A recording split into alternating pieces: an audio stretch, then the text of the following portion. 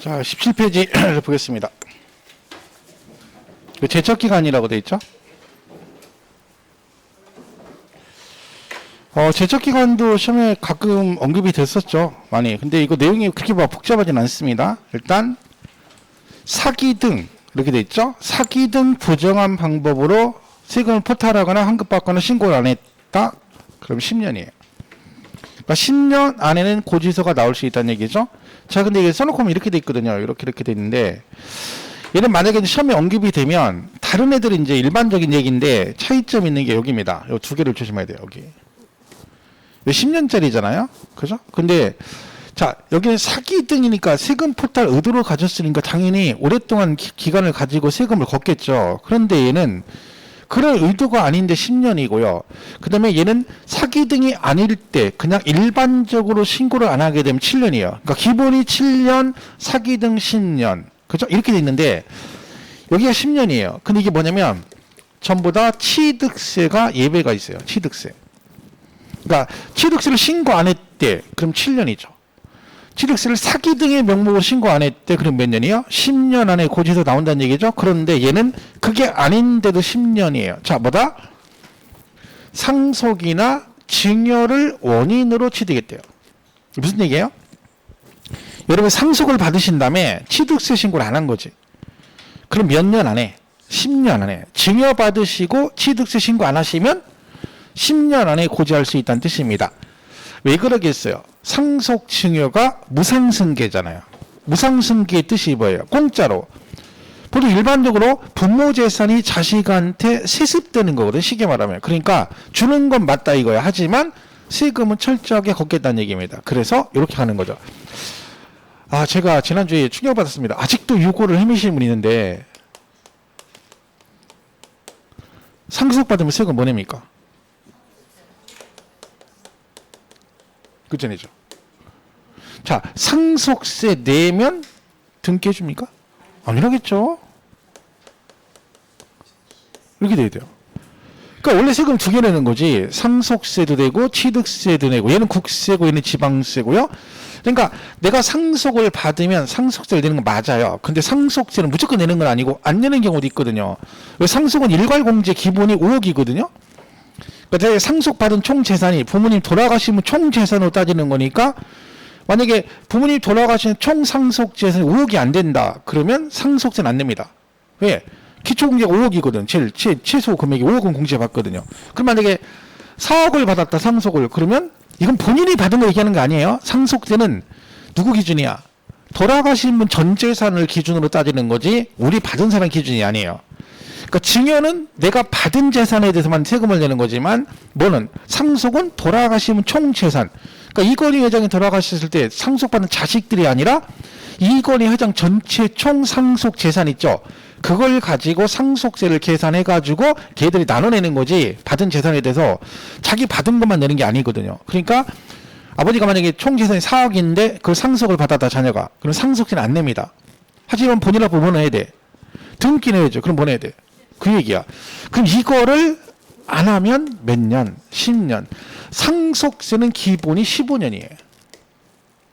상속세 자체는 15년. 상속세 증여세는 몇 년? 15년. 근데 상속이나 증여를 받으셔서 마찬가지로 취득세 신고를 안 하면 얘는 몇 년? 10년. 그러니까 둘 다 길게 가는 거지. 그렇죠? 이 얘기입니다. 그리고 얘는 왜 10년이겠어요? 명의신탁. 명의신탁이 뭐예요? 실명제 위반한 거죠? 그러니까 여러분이 타인 명의로 샀다는 얘기잖아. 그럼 여러분이 실제 취득한 사람이니까 신고를 해줘야 되는데 안 했다. 또 뭘 법을 위반했으니까 너도 10년. 그리고 과점주주. 이것도 뭐예요? 여러분이 주식을 샀는데 다른 사람 명의로 산 거야. 그죠? 근데 무슨 주주가 됐어? 몇 %예요?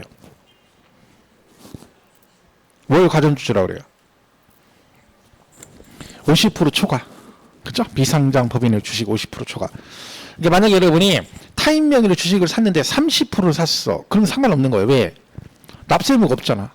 과점주주가 아니니까. 근데 추가 또 사가지고 50% 초과가 됐어. 그럼 이제 법적인 납세 의무 성립이 된 거죠. 근데 여러분 실제 과점 주주잖아요. 그러니까 어떻게 해야 돼? 내가 조선의 국무다 이렇게 당당하게 내가 조선의 국무다 하듯이 내가 조선의 뭐야? 내가 실제 과점주주다라고 당당히 얘기를 하셔야 된다는 거지. 그걸 안 했다. 그럼 몇 년? 10년 이런 얘기입니다. 그래서 그 취득세가 예외적으로 10년짜리가 있다는 거죠. 이건 좀 조심하시고요. 근데 그런 얘기 없어? 그럼 무신고 7년. 기타 5년인데 여기서 이 두 개는 기억하셔야죠. 재산세 종부세 우리 배우는 거잖아. 그럼 몇 년이야? 5년. 그죠? 얘는 5년 안에 부과를 못하면 납세 의무가 소멸된다. 최근에도 이 시험이 출제가 됐었어요.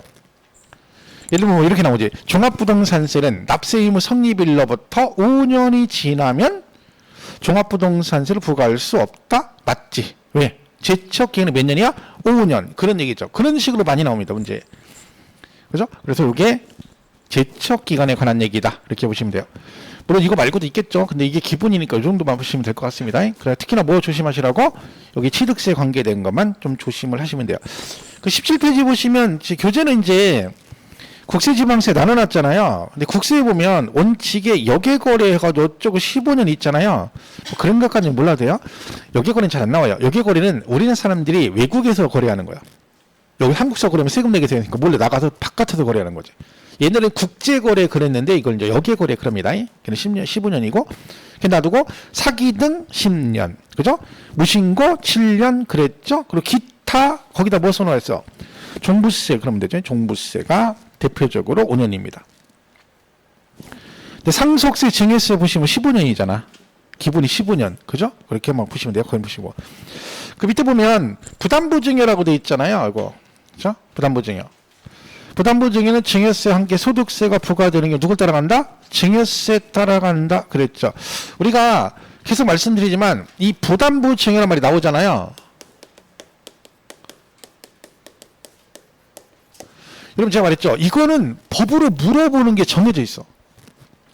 항상 물어보는 게 정해져 있잖아요. 뭐 물어보는 거야? 이거잖아요. 증여를 했는데 그죠? 증여를 했는데 그 중에 일부를 뭘로 본다고? 양도로 본다는 얘기야. 그러면 여기를 자르면 여기는 부담하기란 부분, 이건 증여죠. 그럼 이 중에서 뭐를? 얘가 먼저 보면 얘를 양도로 본다는 얘기야. 그럼 이걸 제외한 나머지를 뭘로 본다는 거예요. 그래, 이게 그 얘기예요. 그럼 문제로 풀면 어떻게 돼? 부담부 증여 시 채무에게 해당하는 부분은 양도로 보고 그걸 제외한 나머지는 뭘로 본다? 증여로 본다. 이렇게 가는 거야. 그럼 얘는 양도세를 내고 이만큼 뭘 내고 증여세를 내고 사례로 하면 얘가 5억인데 5억짜리를 증여하면서 채무 2억을 부담하는 조건부를 이렇게 했다. 그러면 얼마? 2억 원은 뭘로 보고 양도한 걸로 보고 나머지 얼마? 3억은 뭘로 본다? 증여로 본다. 이렇게 가는 거야. 연결되면 얘가 양도로 보니까 똑같은 얘기잖아요. 취득한 사람은 뭘로 보고 유상취득으로 보고 왜요? 얘가 유상이전이잖아. 그래 난 유상취득이고 주는 애가 무상이니까 채무액을 제외한 나머지는 뭘로 보고 무상으로 본다. 그거잖아요. 작년 시험에 나왔다고 했잖아요. 취득세 정답이 이거였다 했잖아요. 부담부 증여 시 채무액에 해당하는 부분은 유상으로 취득한 거로 본다. 옳은 걸 고르셔. 정답. 이런 거 그냥 맞으라고 내는 문제랑 똑같은 거죠. 항상 똑같잖아요. 물어보는 게 이거잖아. 그죠? 이렇게 보시면 되죠. 그래서 그럼 이때 양도세는 예정신고나 예정신고도 누구 따라간다 했어요? 얘가 원래 양도리 속한다의 말을부터 2개월이잖아. 근데 여기는 몇 개월이야? 3개월 그랬잖아. 왜? 증여세 따라간다겠지. 그래서 여기 제척기간도 얘는 누굴 따라가? 증여세 따라간다. 심지어 내년에는 증여로 취득세도 얘 따라갑니다. 취득세도 내년부터 증여받으면 3개월이에요. 증여세가 3개월이거든. 그죠? 그러니까 증여받으면 취득세 신고도 몇 개월이야? 3개월. 그럼 개정은 됐습니다. 근데 내년 1월 1일부터 시행을 하는 거니까 올해 시험에는 언급이 안 되는 거죠. 근데 그런 식으로 맞춰간다는 얘기죠. 자, 이렇게 보시면 돼요. 그래서 그거 정리하시고 그 다음 밑에 지방세 제척기간 나오죠. 그래서 거기 지방세 똑같아요. 사기 등 10년. 그런데 거기 나머지 10년짜리 또 나오잖아. 상속 증여를 원인으로 취득하는 경우와 명의신탁 그리고 과점 주주는 10년. 기타 무신고 7년. 기타가 5년이죠. 기타 5년이 뭐라고요? 그죠? 재산세 이렇게 써주시면 돼요. 이렇게 정리하시면 됩니다. 자 이렇게 해서 정리를 하시고 자, 그 다음에 뭐 시험은 이렇게 나오죠. 뭐 이런 식으로 뭐 되게 뭐 복잡하잖아요. 자 보세요. 1번 납세자가 법정 신고 기한까지 소득세 과표 신고서를 제출하지 아니하여 해당 지방소득세를 부과할 수 없는 경우 지방세 부과 제척 기간은 5년이다. X예요. 왜 X예요? 자, 얘가 지금 소득세 신고를 안 했다잖아요. 근데 아까 말씀드린 근데 뭘 물어봐? 지방소득세를 물어봐. 왜 그런다겠어요? 이거 낼 때 이거 내는 거라 했잖아. 그럼 얘가 신고를 안 했으니까 얘도 누굴 따라가? 소득세 따라가야지. 그럼 소득세 무신고가 아까 몇 년이라 했어? 7년. 그러니까 얘도 몇 년이야? 7년. 5년 틀렸잖아요. 그죠? 그러니까 이 개념을 이해하는 게 얘가 왜 5년인지를 얘 7년인지 알아야 되는 거. 그냥 제가 7년이래 그게 아니라 왜 여기서 소득세 신고를 안 했는데 왜 갑자기 지방소득세 제척 기간을 물어보고 얘가 왜 7년인지를 알아야 되는 거야. 그래야지 다른 문제들 다른 식으로 나왔을 때 풀 수가 있거든요. 근데 그냥 그래 7년 이렇게 하면 안 되는 거야. 아까 설명했잖아요. 그죠? 얘가 소득세 낼 때 지방세 명목으로 내는 거니까 얘는 모든 걸 누굴 따라간다. 얘 따라간다. 아까 납세의무 성립 시기도 뭐라 그랬어요? 소득세 법인세 성립할 때 같이 성립이 된다 그랬잖아. 그러니까 제척 기간도 당연히 누굴 따라가야 돼? 얘 따라가야지. 그럼 아까 뭐라 했어요? 무신고가 몇 년이라 했어? 7년. 그럼 얘도 몇 년이야? 7년 그래야죠. 그죠? 그래서 틀린 겁니다. 사기 등 그랬어요. 몇 년? 10년. 그죠? 그럼 맞는 얘기죠. 이건 이제 단독으로 초창기 때 단독으로 문제가 나왔던 거예요. 그래도 1, 2, 3, 4에서 1, 2, 3, 4에서 5년, 7년, 10년 이렇게 해서 정답이 10년 이렇게 나왔던 거죠. 이렇게 보시면 됩니다. 이 기산일까지는 몰라야 되는데 6까지는 너무 혹지 마세요. 이게 왜냐면 이런 머리 너무 아파요. 법정기일만 해가지고 골치 아프죠. 근데 혹시나 한번 제척기간 기산일은 최근에 언급이 된 적이 있으니까 얘만 보시면 소멸시까지 좀 헷갈리는 게 잡으세요. 제척기간 아까 7년, 10년 이거 얘기하는 거죠. 그럼 언제부터 7년, 10년 따질 거냐 그 얘기죠. 자, 부가권의 제척기간은 뭐예요? 내가 신고를 해야 되는데 안 했어.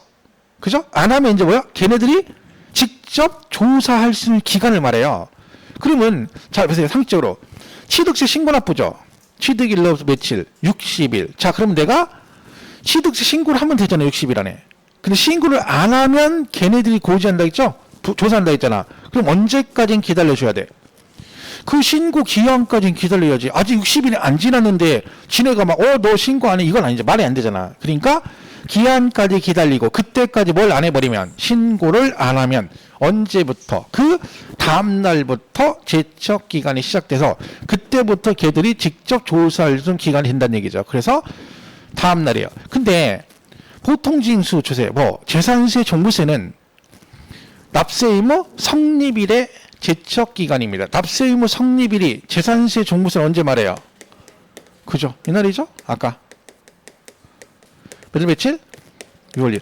사실은 요건 잘 안 나는데 얘네들은 시험에 언급이 된 적이 있어요. 특히 요 재산세 종부세 이렇게 나오기 때문에 최근에도 요건 알고 있는 게 좋겠어요. 자, 납세의무 성립일이 언제야? 6월 1일. 자, 이번 달에 7월 달에 이제 재산세가 나오잖아 이번에. 근데 은평구청에서 고지를 못 할 수도 있죠. 누락시켜가지고 그러면 몇 년 안에는 고지서를 보낼 수 있다는 얘기야. 5년. 그죠? 5년. 언제부터 5년? 그럼 만약에요. 이번에 7월 달에 고지서가 안 나왔어. 그러면 몇 년도 매달 며칠까지 고지를 해야 될까요? 2027년 5월 31일까지인 거야. 왜 그래요? 7월 달에 고지서가 안 나왔지만 얘는 언제부터 따져? 6월 1일부터 따지는 거야. 종합부동산세 12월 달에 나오잖아요. 12월 달에 고지가 안 됐어. 근데 12월 달 기간 지나고 따지는 게 아니라 걔도 언제부터 따져? 6월 1일부터 따지는 거야. 왜 그래요? 걔네들은 고지서는 7월, 9월, 12월에 나가잖아요. 근데 실제로는 언제를 기준으로 판단해? 6월 1일 현재 소유자한테 재산세 부과하고 걔한테 종부세가 나오는 거잖아. 그러니까 이미 6월 1일 기준으로 모든 걸 판단한 거고 세금만 나중에 때 맞춰서 계산해서 보내는 거기 때문에 얘는 고지서가 7월 9월에 안 나왔다고 해서 그때부터 따지는 게 아니라 언제부터 따져요? 6월 1일부터 따진다는 거지. 그러니까 시험에서 이제 여기 보세요. 납세자에게 부정행위가 없으며 특례 제척 기간에 해당하지 않는 경우 원칙적으로 납세 의무 성립일로부터 몇 년 지나면 5년 지나면 종부세를 부과할 수 없다. 맞지? 그죠? 납세 의무 성립일이 이게 제척 기간이잖아. 기산일이잖아. 이날부터 몇 년? 5년이 지나면 이게 시험에 어떻게 나올 수 있어요? 뭐 2022년 어쩌고저쩌고 안 됐다. 그러면 언제? 2027년 5월 31일까지 부과하지 않으면 뭔다? 납세 의무가 뭐 소멸다. 이런 식으로 될 수도 있는 겁니다. 그래서 요거 정도만 보시고 막 소멸시효 그다음에 법정기일까지 하면 머리 아파요. 그죠? 그렇게까지는 안 가도 되는 거죠. 자, 이렇게 정리하시면 되고. 이게 맞는 거지. 최근에도 언급이 됐죠. 잘 보시고. 그렇게 정리하시면 될 것 같아요. 보시고. 그다음에 그 지방세 징수순이라는 게 있는데 이거는 문제 풀 때 이제 나올 수 있는 건데 시험에 안 나오다가 최근에 한번 언급이 됐었어요. 18페이지 보시면 그 7번에 지방자치단체 징수금 징수순이라고 돼 있죠. 그 지난번에 이거 수정하라고 했었는데 그죠? 안 했나요? 여기 이렇게 여기다가 거기 있죠. 7번 밑에다가 이 두 개 써주세요. 그냥 이 두 개를 지금 이게 문제 풀 때 그 문제집에는 나와 있고 나중에 저 문제 풀 때도 할 건데 그때 설명을 또 할 거거든요. 근데 저거는 주세요. 이렇게 돼 있어요.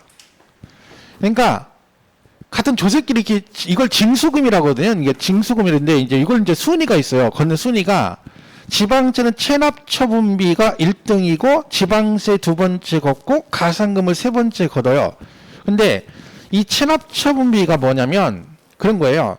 경매 같은 거 들어갈 때 준비 과정이 필요하잖아요. 그럼 걔를 갖다 뭐 운반하고 보관하고 하는 뭐 이런 비용들이 들어갈 거 아니에요. 그럼 우리가 체납처분비를 하고 국세는 똑같은 걸 뭐라고 불러요?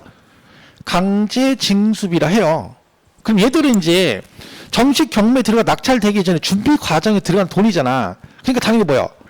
걔는 먼저 빼야지. 그 돈은 빼고 한마디로 비용이 들어간 거잖아. 그러니까 차비는 빼고 이런 뜻이죠. 그리고 나서 나머지를 배당하는데 그때 조세를 빼요. 이렇게. 근데 차이점이 뭐냐면 여기는 지금 3순위가 뭐예요? 가산금이라고 돼 있잖아요. 지방세는. 근데 여기는 뭐라고 돼 있어요? 국세는 이렇게 돼 있는데 여기다가 가산세 제외하고 여기다가 3순위가 뭐야? 가산세 그래요.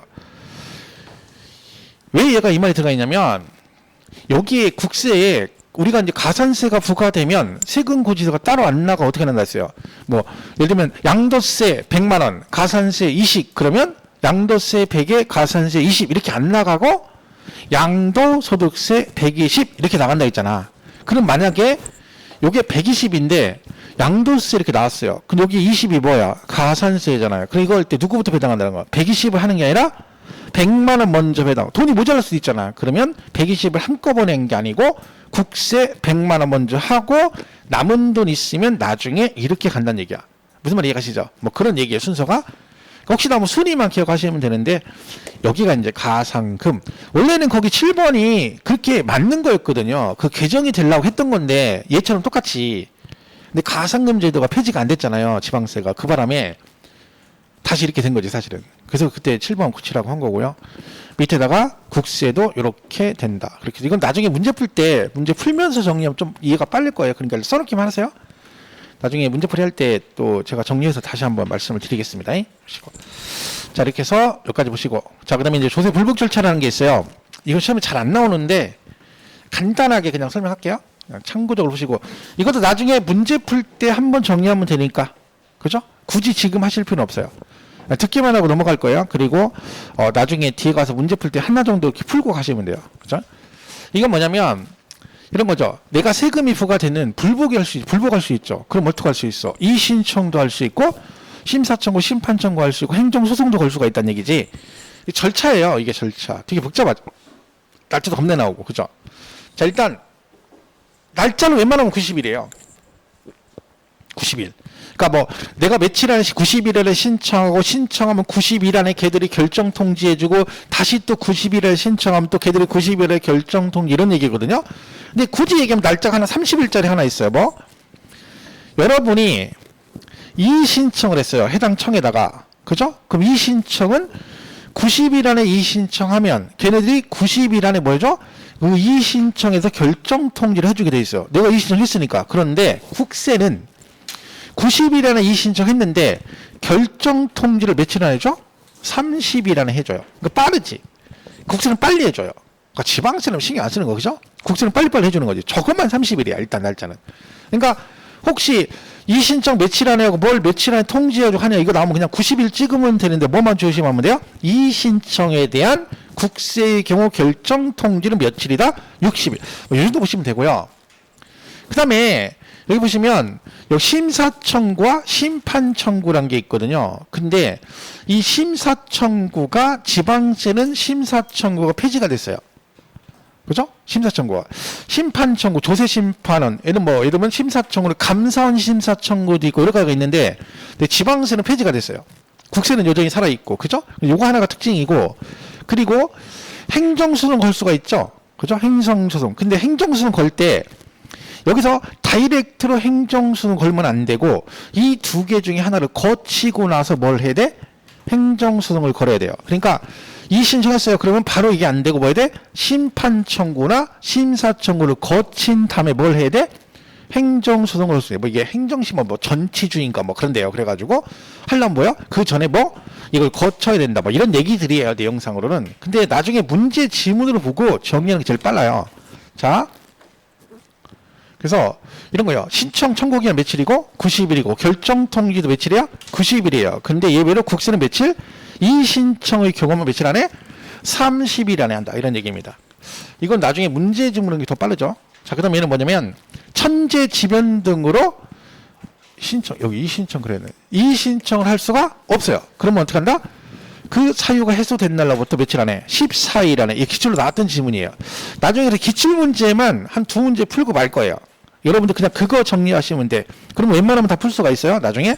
자, 내가 이 신청을 90일 안에 해야 되잖아요. 근데 이 신청, 할 수 있는 사유가 천재지변 때문에 90일 안에 이 신청을 못 한 거야. 그럼 그 사유가 해소가 된 날로부터 며칠 안에? 원래 지난 못 하잖아요. 근데 14일에는 할 수 있다는 거죠. 와이프랑 싸웠어요. 이 신청으로 가야 되는데 와이프랑 싸운 거예요. 천재지변이 발생했어요. 그럼 어떻게 돼요? 이 신청할 수 없죠. 왜? 싸우다 말보다 이 신청으로 가야 돼. 그러면 더 맞는다네. 더 길어지죠. 그러니까 못 되는 거지. 그럼 어떻게 돼? 그 천재지 화해, 그거 뭐야? 화해하고 나서. 화해는 언제 돼? 몰라요. 우리 의지가 아니죠. 누구의 뜻에 따라? 마누라 뜻에 따라 가는 거죠. 마누라가 풀리면 풀리는 거니까. 그죠? 언니가 풀리겠죠? 그러면 그 사유 해소된 날로부터 며칠 안에? 14일에 할 수 있다. 이렇게 되는 거죠. 그죠? 자, 그 다음에 심사청구는 그 처분의 집행에 효력을 미치지 아니하지만 압류한 재산에 대해서는 심판청구 결정이 있은 날로부터 30일까지 공매처분을 보류할 수 있다. 이 다 기출로 나온 얘기인데 이게 무슨 얘기냐면요. 자, 심판청구 등을 했어요. 그러면 만약에 내가 이의신청이나 심판청구를 하면, 자, 지금 세금을 체납한 거잖아. 체납했죠. 그래가지고 은평구청에 여러분들이 세금 부과를 했단 말이야. 근데 여러분이 뭐 한 거예요? 그게 불만을 가지고 이의신청이나 뭘 해서 심판청을 했다는 얘기잖아. 그러면 내가 만약에 이의신청이나 심판청구를 하면 은평구청은 여러분한테 압류 걸고 세금 안 내면 어떻게 해요? 공매해가지고 세금을 징수하잖아요. 근데 야, 내가 심판 청구를 하게 되면 니네들은 뭐 하냐? 압류 같은 걸 할 수가 없어. 라고 법이 돼 있다. 그럼 어떤 문제가 발생해요? 얘가 압류 들을 것 같아. 그럼 어떻게 해? 압류 들으면 이의신청 해버려. 압류 들기. 그죠? 그리고 질질 끌어. 막 3개월 막 또 하고 또 하고 하면 얘가 하고 왔다 갔다 하면 6개월씩 걸리거든요. 그런 사이에 뭐요? 팔아버릴 수도 있잖아. 그럼 세금 징수를 못하지. 이게 무슨 얘기야? 네가 뭐 하든 심판 청구를 하든지 말든지 그건 네 일이고 은평구청은 여러분이 하든지 말든지 뭐 한다는 거예요. 그냥 압류하고 안 내면 공매해가지고 세금을 징수할 수 있다. 그런 얘기입니다. 그런데 여기서 문제가 뭐예요? 내가 이의신청 심판청을 했어요. 근데 얘들이 결정이 났어. 근데 내 말이 맞다고 받아줬는데 이미 은평구청에서 뭐 해버렸어? 공매해버렸어. 가지고 낙찰을 해버렸네? 그러면 그때 가서 야, 이거 결정됐으니까 내가 도로 돌려줘. 그러면 그 낙찰자는 정당하게 낙찰 받은 거죠. 돌려줘 안 돌려줘? 안 돌려줘. 이게 문제가 있잖아. 그래서 심판청구 결정이 있은 날로부터 언제까지는 30일까지 뭐 할 수 있다. 공매처분을 보류해 준다는 얘기죠. 시험에는 이 날짜를 내는 거죠. 며칠? 60일. 그래서 정답으로 나온 적이 있습니다. 이런 얘기예요. 그냥 뭐 외우려 하지 마시고 그런가 보다 하세요. 어차피 지금 이렇게 해서 되는 일이 아니고 나중에 문제 풀 때 보시면 되는 거고. 그 다음에 그 서류 송달인 거 있어요. 이것도 시험에 한 번 나왔는데 19페이지 있죠. 이게 뜬금없이 나올 수가 있거든. 그래서 한번 보는 거야. 근데 이건 나중에 문제만 풀면 돼요. 이제 말씀드렸지. 이게 뭐냐면, 자, 서류를 송달한대. 서류를 보내는 거죠. 세금에 관련된 서류 등을 이렇게 보내는 건데, 자, 교부송달이라는 게 있고 우편송달이 있고 전자송달, 공시송달이 있대요. 교부송달이 뭐 교부가 뭐겠어요?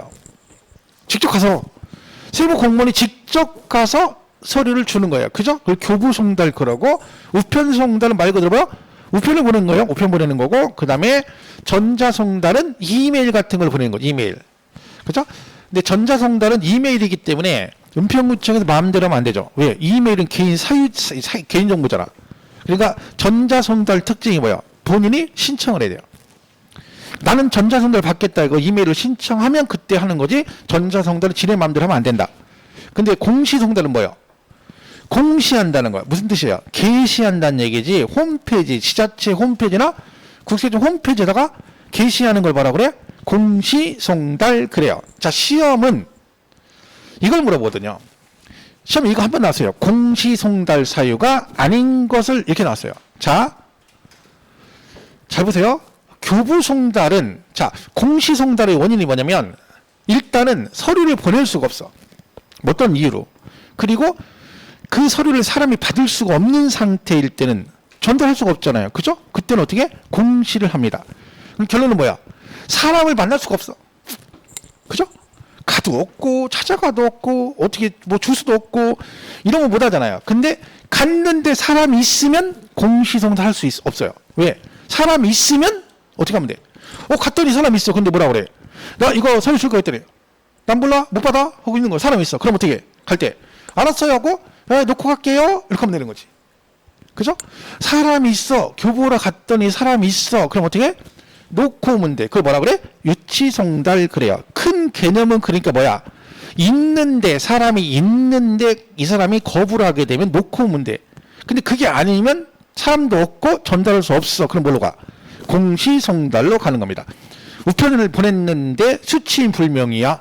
그죠? 자 보세요. 주소 또는 영업소가 어디 있어? 외국에 있어. 그리고 보내기 힘들어. 공시하면 되고. 그 다음에 영업소가 분명하지 않아. 그죠? 자, 서류로 우편 송달했는데 사람이 없는 거로 확인되어 반송됐어. 사람이 없다는 얘기잖아. 그죠? 그리고 세무공무원이 2번 이상 납세지를 방문했는데 받을 사람이 없어. 그 얘기지. 자, 갔는데 받을 사람이 있어. 근데 거부를 해. 사람 있죠? 그럼 어떻게? 그때는 유치송달인 거야. 근데 얘는 느낌만 보면 돼요. 받을 수가 없어. 사람도 없고 주소 외국에 있어. 그럼 할 수 없이 뭐 한다? 공시송달할 수 있다. 그런 얘기입니다. 그래서 거기 19페이지 보면 4번에 공시송달 나왔잖아요. 그 기억 니은티 길 있죠. 그것만 그냥 잠깐 참고로 보시고요. 공시송달 특징이 게시한 거잖아요. 그럼 무조건 바로 효력이 발생하는 게 아니라 며칠? 공고한 날로 며칠? 14일 지나면 효력이 발생한다. 그 정도입니다. 그래서 이거는 그냥 참고적으로 그냥 넘어가기 위해서 하는 거니까 굳이 여러분 또 이거 한다고 열심히 할 필요 없어요. 이거 지금 이게 문제가 아니잖아. 앞에 것도 지금 납세면 성립식 확정 이것도 모르고 있는데 또 이런 거 했다가 막 또 여기다 이거 줄치고 공부하고 있다? 답답한 노릇이지. 그거 할 때가 아니잖아 지금 우리. 그죠? 이런 순위에서 많이 밀리는 거니까 나중에 문제 하나 정도 풀 거거든요. 뒤에 가서 막판에. 그때 정리하시면 돼요. 자, 이제 취득세를 가보겠습니다.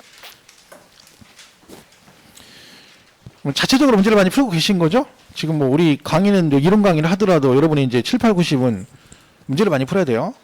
그게 안 되면 안 됩니다. 정리를 하셔야 돼요. 이론만 다 해가지고 문제를 풀 수 있는 게 아니라겠죠. 그죠? 이론만 달달달 외운다고 해서 합격하는 게 아니에요. 절대적으로. 문제를 안 풀고 가면 떨어져요.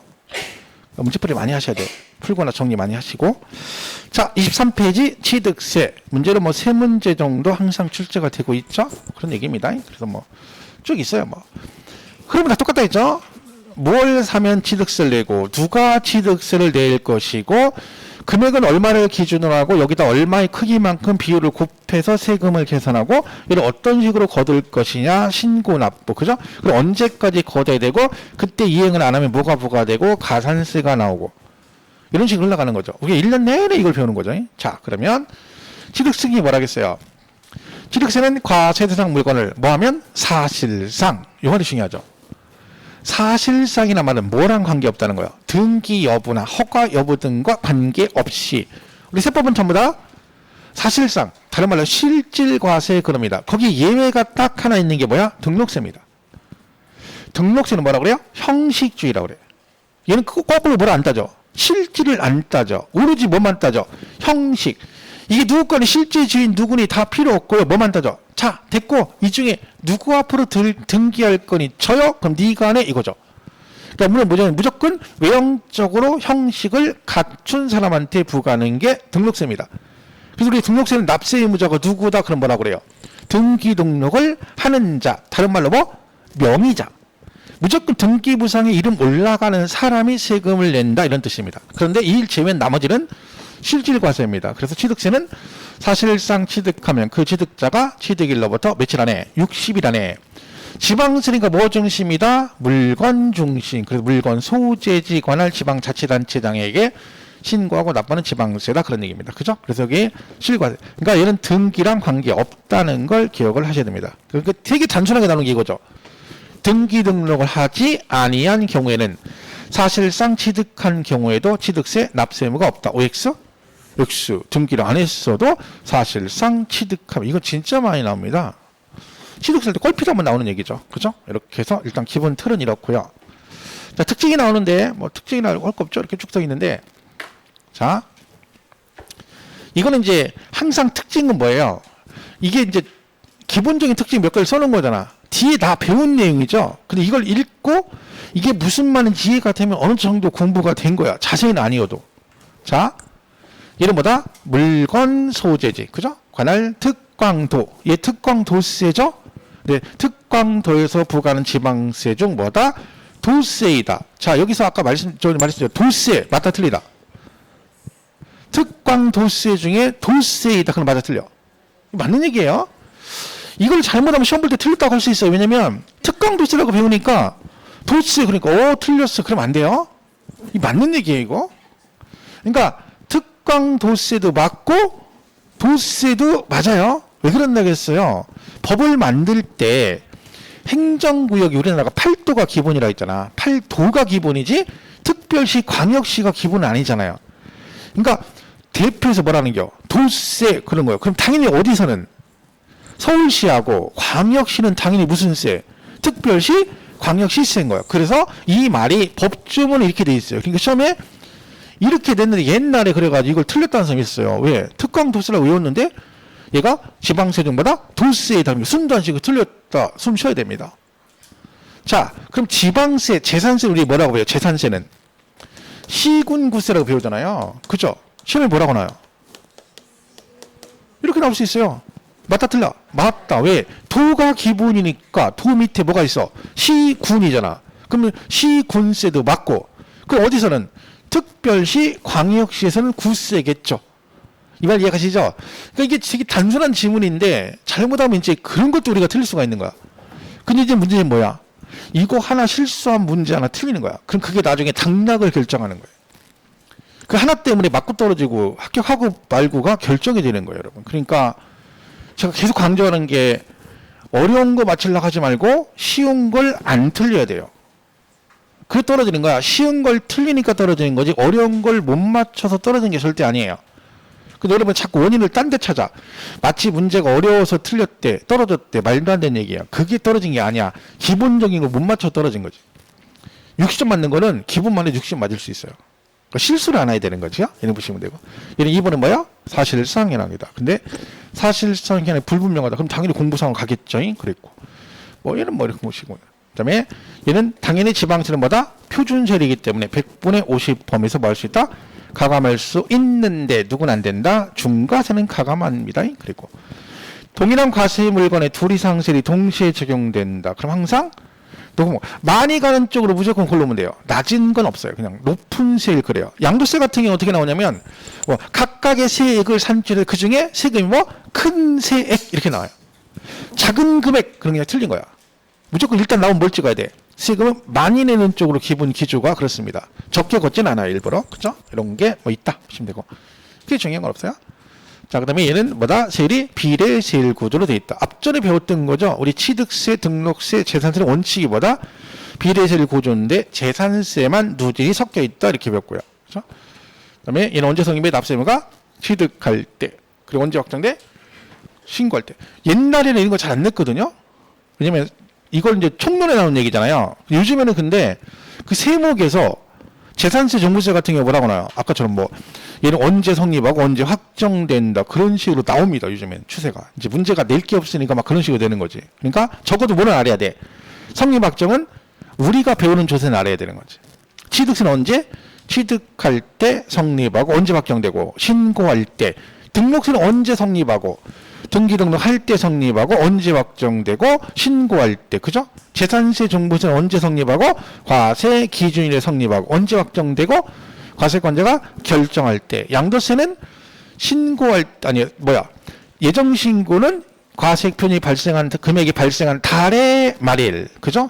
근데 확정 신고 일반 소득세는 과세 기간이 끝나는 때, 그리고 둘 다 신고 납부니까 신고할 때 확정된다. 그 정도는 알고 있어야 됩니다. 적어도 그 세목에서 나오는 거 우리가 배우는 건 알고 있어야 되는 거죠. 면세점이 있다겠죠? 50만 원 이하면 면세점을 적용을 합니다. 그죠? 그러니까 세금을 면제 준다. 이게 얼마라고요? 50만 원 이하는 면세점을 적용합니다. 그러니까 이게 뭐 세금을 면제 준다는 얘기죠? 그러니까 그런 얘기가 아니에요. 그냥 기준점이란 뜻이지. 그러니까 우리가 면세품 할 때 그 면세는 다른 거죠. 그 세금을 깎아주는 거고, 이거는 일정 금액 이하면 그 기준점 이하면 세금 부과를 안 하겠다는 얘기지. 그러니까 면세점의 대표 주자가 뭐 공항의 면세점하고 군부대 가면 그 PX라고죠. 지금은 충성마트, 그죠? 이런 거죠. 원래 대전에 가면 군부대가 있어요. 자운대라고 내가 했나요? 거기가 군부대거든요. 근데 최근에 거기서 민간인한테 개방을 했어요. 3개월 동안. 거기 술 같은 걸 다 살 수 있는 거야. 술값이 엄청나게 싼 거죠. 그러니까 민간인이 다 개방을 했어요. 그래. 해가지고 군에서 거기에 잘 되면 전국에 있는 군부대 마트를 개방해야겠다, 민간인. 근데 3개월 딱 하고 그만뒀어요. 왜? 주변에 이제 달링한 거예요. 주변 상권이 다 죽은 거예요. 사람들이 가게를 안 가. 왜? 아니, 여기서 맥주 한 병 2,000원이야. 근데 거기 가면 1,000원도 안 하거든. 카스케나가 1,000 얼마잖아요? 거기 가면 400원이야. 예를 들면. 나도 안 가지. 그죠? 그래가지고 문제가 많았어요. 그래가지고, 안 하겠다 해가지고, 이제 그게 이제 없어졌죠. 근데 최근까지 그렇게 했어요. 그 부대, 유성 쪽에 가면 자운대라고 그 간호학교 있고 막 있는데, 군 간호장교 하는데 거기 있거든, 군부대. 거기 민간이 개방했었거든. 그 진작 알았으면 저도 한번 갔을 건데. 생각보다 굉장히 싸거든요, 여러분. 생각해봐, 여러분, 맥주 캔 1,000얼마짜리가 400얼마라고 하면 엄청나게 싼 거잖아요. 다른 것도 다 싸요. 세금이 면제되니까. 근데 그걸 개방하는 건 저도 아니라고 봐요. 지들 다 하면 그 군인들 해서 해주는 건데 거기다 민간인 개방해버리면 주변에 진짜 먹고 사는 소상공인 다 죽으란 얘기잖아. 여러분 다 가겠어? 나도 안 가지. 근데 그거 이제 없던 걸로 이제 했죠. 그죠? 그래서 안 그랬으면 그 전국적으로 이제 확대한다고 해가지고 막 다 군부대 다 하기로 했었거든. 이미 정해놨었거든요. 근데 이게 무산됐죠? 저는 안 된다고 봐요. 그건 하면 안 된다고 봐요. 빨리 군인들 때문에 해주는 건데, 그죠? 군대가 좋은 게 그거 하나였죠. 면세점, 그죠? 자, 그래서, 특징 간단히 보시면 되고, 이제 과세 대상이 나오네요. 23페이지. 자, 얘는 뭐 이렇게 돼 있죠.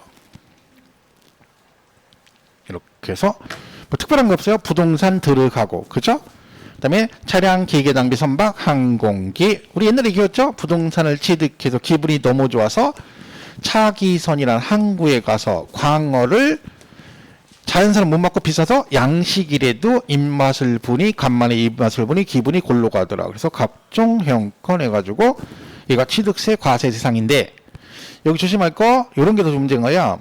분양권, 입주권 얘네들은 취득세 대상이 아니라는 거 조심을 하셔야 됩니다. 특히 분양권, 입주권은 양도세는 내는 데만 아니다. 취득세 과세 대상은 아닙니다. 그리고 이거 차량, 기계, 장비, 선박, 항공기나 원시는 과세하지 않는다 그랬죠? 얘네들은 원시 취득은 과세하지 않습니다. 그럼 언제 한다는 얘기야? 승계 취득할 때 과세한다는 얘기죠. 그래서 요게 분양권, 입주권 얘기입니다. 참고로 이렇게 보시면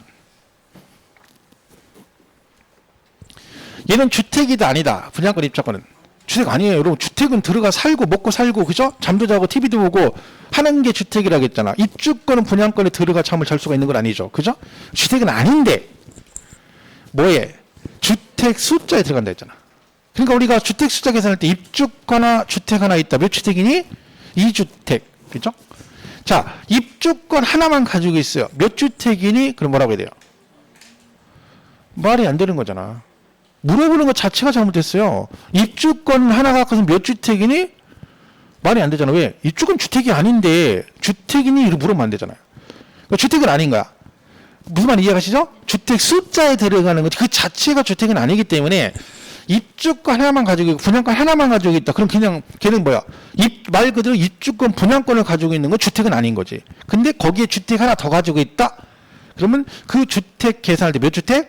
2주택 그런 거야. 그러니까 여러분 이런 거 있잖아. 보세요. 주택 하나에 분양권 하나 가지고 있어. 몇 주택이야? 2주택. 그런데요, 이걸 팔 때 얘를 먼저 팔 수도 있고 얘를 먼저 팔 수 있는 거야. 그죠? 자, 얘를 먼저 팔아. 그럼 몇 주택이야? 2주택이죠. 얘를 먼저 팔면 주택 아니에요. 얘는 그냥 분양권 파는 거잖아. 분양권을 먼저 팔면 얘 주택이 아니잖아. 그러니까 뭘 팔 때? 주택을 사거나 주택을 팔 때만 몇 주택을 물어보는 거지. 분양권 입주권 자체는 주택이 아니니까 그냥 걔네 그냥 분양권 입주권 판다 이렇게 본다는 거지. 어쨌든 주택은 아닌데 숫자에 들어가요. 근데 얘는 취득세는 낸다 안 내나? 안 내요. 취득세 대상은 아닌데 뭐는 기다? 양도세 대상인 거지. 우리 양도세 할 때 부동산을 취득할 수 있는 권리에 들어가잖아요. 그죠? 그러니까 취득세는 안 내지만 양도세 대상이 됩니다. 그럼 여러분 입주권 분양권 가지고 취득세는 언제 내겠어요? 완공되면. 준공돼서 본인 앞으로 할 때 등기할 때 세금을 내는 거지. 입주권을 사거나 분양권을 취득했을 당시 취득세는 안 낸다는 거죠. 그렇고 그다음에 나온 김에 입주권 분양권 장특공제할 때 입주권은 장기부의 특별공제 받을 수 있죠. 우리 배웠죠? 입주권은 장특공인 토지, 건물, 조합원, 입주권, 장특공제. 분양권은 장기부에 받을 수 있다 없다? 없어요. 근데 기본공제는 둘 다 되죠. 왜? 기본은 뭐라겠어? 다 된다 했잖아. 못 빼고. 미등기 빼고. 그죠? 이렇게 해서 분양권 입주권 정리하시면 됩니다. 그래서 우리 장특공제 배울 때 배웠던 건데 장기부 특별공제 적용할 때 입주권도 장특공제가 되는데 그 기간을 어디까지 따진다? 관리처분객 인가일까지만 따진다. 그죠? 입주권 양도일 그러면 안 된다 했죠? 그랬고 그다음에 입주권은 장기부여 할 때 승계 취득은 안 된다 했죠? 여러분이 타인으로부터 입주권 자체를 사면 공제 안 된다. 분양권은 장특공제 대상 아니고요. 그죠? 세율 적용할 때 입주권은 누진세율을 적용해요. 그런데 분양권은 누진을 적용하지 않습니다. 우리 세율할 때 할 건데 배웠죠? 그러니까 조합원 입주권은 1년 미만 70, 1년 이상 2년 미만 60, 2년 이상이면 6에서 45인데 분양권은 1년 미만 70, 1년 넘어가면 그냥 60이에요. 분양권을 팔면 양도세 뭐가 없어? 6에서 45 누진은 없어요. 입주권은 누진세율 적용이 있는데 분양권은 누진 적용 안 합니다. 제가 볼 때 양도세에서 그거 되면 진짜 많이 틀릴 거예요. 분양권을 2년 이상 보유하고 양도하면 6에서 45다. 그럼 분명히 맞았다고 할 거라. 아니고요. 걔는 그냥 70, 60밖에 없어요. 분양권은 전매를 많이 하잖아. 그걸로 투기를 많이 하니까 무조건 60, 70 내란 얘기입니다. 이렇게 되는 거죠. 그럼 여러분 이거 지금 보시고 진짜 취득세다가 저거 얘기하니까 머리 진나네. 그게 문제인 거야. 지금 7월 달인데 무슨 취득세 할 때면 취득세만 해야 되고 양도세 얘기하면 안 되고 그거 말이 안 되는 거예요. 시험 볼 때는 취득세만 나와? 다 나오잖아. 그 지금은 여기서 어떤 얘기를 하든 다 거기에 맞춰서 공부를 해야 되는 게 맞는 거야. 왜냐면 1번 취득세, 2번에 양도세 나올 수 있잖아요. 그거 똑같은 거잖아. 어떤 분이 그러더라고 저한테. 선생님 이거 하다가 갑자기 양도세 얘기하니까 머리 아프대. 공부를 안 한 거잖아. 그건 머리 아픈 게 아니라. 세상에 취득세하다가 취득세 많은 게 어딨어. 그건 초창기 때 얘기고 지금 우리가 짬밥이 지금 이제 내일 모레 시험 보러 가서 자격증 받을 사람인데 지금 아직 시험 못 봐서 자격증 안 주는 거지. 시험만 보면 받을 거잖아. 이 정도는 기본으로 알고 있어야 되죠. 그죠? 어디 같은 뭐가 나왔든 그때 맞춰서 공부를 하셔야 돼요. 그럼 만약에 이게 헷갈린다 밑에 거 그럼 어떻게 해야 돼? 이거를 찾아서 공부를 해야지. 양도세 가가지고 장특공제 간 김에 한번 보고 가는 김에 장기부 특별히 한번 쭉 읽어보고 이거 한번 하고 그게 공부지 뭐. 취득세 공부할 때 이해만 해야 되고 양도세 하면 안 되는데 이게 어디 있어요 그런 게. 그 말이 안 되는 거야. 전범위를 다 왔다 갔다 하면서 봐야지. 어쨌든 다 시험범위에 들어가는 거니까. 그죠? 자, 그래서 보시면 돼요. 자, 그래서 이제 대상이 우리 지금 했죠? 취득세 대상. 자, 그러면 등록면허 쓴 대상이 뭐가 있냐? 이런 게 있죠. 이거 그냥 드는 거예요. 책에 역시 찾을 필요 없어요. 이건 있는 건데 제가 한꺼번에 정리한 거니까. 가볍게 보시면 돼요. 등록세는 과세 대상을 시험에 낸 적이 없어요. 한 번도 없다가 29회 때 한 번 딱 나왔어요. 왜? 이걸 낸 거지. 이게 뭐야? 얘가 취득세 과세 대상이에요. 얘네들이. 그런데 뭐야? 등록세를 내요. 그 시험을 낸 거야. 그 전까지는 2개밖에 없었거든요. 29회 때 이 2개가 추가되면서 4개가 된 거야. 그러니까 시험을 낸 거야. 왜? 오지선당이니까 4개 나왔잖아. 그럼 어떻게 됐어, 시험을? 다음 중 등록면허세 과세 대상이 아닌 걸 고르시 해놓고 1, 3, 4 쭉 써놓고 5번에다가 다른 거 하나 써가지고 5번이 정답. 이렇게 냈어요. 딱 한 번 나왔어. 얘도 뭐다? 취득세 대상인데 뭘 낸다고요? 등록세를 내라. 뭐 구체적인 건 나중에 등록세 할 건데 하나만 설명을 드리면 뭐야? 금방 면세점 했잖아요. 여러분이 40만 원짜리를 샀다는 얘기지. 그죠? 그럼 면세점이 적용되죠? 그럼 취득세를 내야 안 내요? 안 내지. 안 내잖아. 그러니까 내가 뭐라 그래? 야, 나 면세점이니까 취득세 안 내도 되지? 그럼 나 그냥 등기해줘. 그런 거잖아. 근데 그냥은 못 해주겠다는 거야. 등기 비용은 받아야 되겠다는 거지. 그래서 등록세로 넘긴 거야. 그죠? 이게 사실 작년 시험 문제 기출에 그게 나왔었어요. 1번, 그러니까 5개 지문에 다 뭘 냈어? 취득세, 등록세, 재산세, 종부세, 양도세 다 집어넣었어요. 근데 제가 볼 때 그 문제가 가장 어려웠어요. 4번 해가지고 부동산 취득했는데 40만 원짜리 취득했대. 그럼 얘는 뭐다? 등록면허세 대상이다. 이렇게 나온 적이 있어요. 근데 이거는 맞는 말인데 그 5개 지문에 갑자기 얘가 딱 나오는데 그걸 읽자마자 얘는 부동산 취득하면 원래 취득세를 내야 되는데 40만 원이니까 뭐 한다? 등록면허세 대상이다. 얘가 이거 얘기하는구나. 이 말이 생각이 나겠냐고. 이거 공부한 사람 중에서.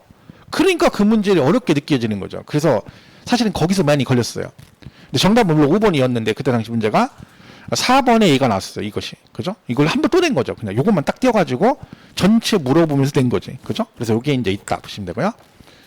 그 다음에 재산세는 대상이 이렇게 돼 있죠? 자, 뭐, 토지, 건물, 주택, 선박, 항공이 5개인데, 만약에 나면 여기 조심해야 되죠? 얘는 공보상과 실제 현황이 다르면 뭘로 간다?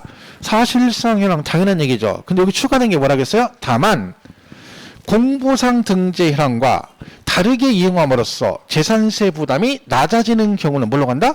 공보상. 무슨 뜻이에요? 공보상으로 하면 100만 원이야, 재산세가. 그죠? 근데 실제 현황 다른 용도로 썼더니 90만 원이 나온 거예요. 그럼 얘는 용도를 달리하면서 세금을 덜 낸 거잖아. 이걸 악용할 수가 있더라는 거예요. 그래서 올해부터 어떻게 한다? 공보상과 실제를 다르게 썼는데 그러면 사실상 용도로 가는데 그 사실상 현황으로 하는 게 이걸로 하는 것보다 세금이 낮아졌잖아. 그때는 사실상 적용 안 하고 뭘로 간다? 네, 공보상으로 간다. 그죠? 얘기입니다. 이거 하나 보시면 되고요. 네, 종부세는 재산세 내는 사람이 내는 거라겠죠? 재산세 내는 것 중에 뭐 별도 주택, 토지인데 건축물은 종부세 안 낸다는 거 잘 기억하시고요. 주택은 별장과 별장 이해로 나눈다 했죠? 그중에서 별장은 종부세 대상이다 아니다? 아니다. 재산세가 고율로 과세가 되기 때문에 빠진다겠죠. 그러면 그리고 토지 중에 분리과세 안 내고 뭐 별도 종합만 종부세를 냅니다. 우리 재산세 배울 때 그래서 재산세 중에 누진세율 적용 대상 자산이 3개가 있는데 걔가 종부세 대상이라 했잖아. 그죠? 뭐야? 그래서 별장 이외 주택 0.1에서 0.4%, 별도 0.2에 0.4%, 종합 0.2, 0.5% 이렇게 됐거든요. 3개만 누진세율이거든. 걔들이 뭐야? 종부세, 종부세, 종부세다. 이렇게 가는 거죠. 얘는 일정 금액이 넘어야 돼요. 그래서 초과 금액 별도는 얼마? 80억 초과해야 돼. 공시가격. 종합은 5억을 초과, 주택은 6억을 초과. 근데 단독은 11억 초과. 근데 이거는 뭐 개정될 여지가 있어요. 올해 한시적으로 지금 정부에서 여기다가 3억을 특별공제를 더해서 14억까지는 안 내게 해주겠다. 뭐 그런 얘기가 있습니다. 한시적으로. 올해만 뭐 이런 얘기가 있어요. 지금 개정안이 좀 있습니다. 요번에 뭐 재산세 같은 경우도 주택 1주택자는 공정시장가액을 뭐 100분의 45 그죠? 이렇게 돼 있고 종부세도 공정시장가 60% 낮추고 막 이런 게 있어요. 근데 이번에 이제 7월달에 임시국회 하면 최종적으로 이제 결정이 될 거예요. 시행령도 있고 법률 개정도 있거든요. 그래서 그게 최종적으로 결정이 되면 개정사항을 따로 정리해 드리겠습니다. 원래 제가 지난달에 주려고 했는데 요번에 또 종부세 개정안도 있고 해서 그 마무리되면 한꺼번에 나중에 정리할 거니까 그렇게 하시고 요거는 이제 가봐야 되겠죠. 일단 뭐 얘기는 있는데 법률 자체가 아직 개정은 안 된 거기 때문에 좀 보셔야 돼요. 근데 가겠죠. 뭐 이렇게 4억 추가될 수 있어요. 그죠? 그런 얘기고. 그다음에 양도세는 대상이 이렇게 돼 있다 했죠. 얘는 시험에 나오게 되면 거의 정답은 2번하고 3번 중에 있다. 그죠? 지상권, 전세권. 여긴 당연히 중요하죠. 뭐? 등기된. 얘가 왜 얘만 시험에 왜 잘 나온다 했어요? 다른 애들은 등기 여부 관계 있어 없어? 없어요. 세법은 등기 관계 없다 했잖아. 그런데 얘는 채권이라 등기한다. 이거 26기 28의 정답이죠. 등기되지 않은 틀렸고 네, 부동산을 취득할 수 있는 권리. 그죠? 뭔지 모르지만 부동산 취득할 수 있으면 대상이다. 그리고 기타 자산의 영업권하고 이축권. 얘는 중요한 단어가 뭐라고요? 함께가 제일 중요하다 했지. 시험 어떻게 내요? 그렇게 내요. 영업권을 분리하여 뭐 영업권을 단독으로 이렇게 내요. 그럼 대상 아닌 거야. 이축권인데 별도로 평가여 신고 아니고. 그죠? 각종 회원권 이렇게 보시면 됩니다. 세상은 이런 식으로 정리하시면 됩니다. 이건 나중에 양도세 가면 또 자세히 설명하겠지만 여기에 있다. 그러니까 지금처럼 여러분 2달 내내 이렇게 할 거예요. 그러니까 주된 내용 설명하고 나머지 애들은 그냥 참고로 가는 거지. 그 등록세 가면 이제 또 등록매로서 대상을 하겠죠. 그거 설명하고 또 뭐 얘기해요? 취득세, 재산세, 종부세, 양도세 지금처럼 간단하게 설명하고 이렇게 복습을 하는 차원으로 대세김질을 하는 거죠. 이제 공부가 됐다고 생각하고 이제 대세김질만 하는 거지. 근데 대세김질 할 시간에 이제 먹고 있어. 그럼 도대체 언제 소화시킬 거야? 괜찮아요? 아직도 4개월의 시간이 가까이 있기 때문에 소화는 충분히 시킬 수 있어. 근데 과식하면 안 돼. 너무 많이 먹으면 소화를 못 시켜요? 그러니까 지금 와서 너무 많이 먹으려면 안 돼. 있는 거나 소화를 잘 시키세요. 그러면 괜찮아. 자꾸 욕심 부리고. 우리 갈수록 범위를 좁혀야 되는데 막 갈수록 막 늘어나. 공부 양이. 근데 중요한 건 뭐야? 이것도 모르는데 늘 늘어나. 이러면 안 되죠. 원래는 시험 가까울수록 어떻게 돼? 압축이 돼야 되는 거잖아 원래는. 근데 어떻게 점점 더 늘어나 이게.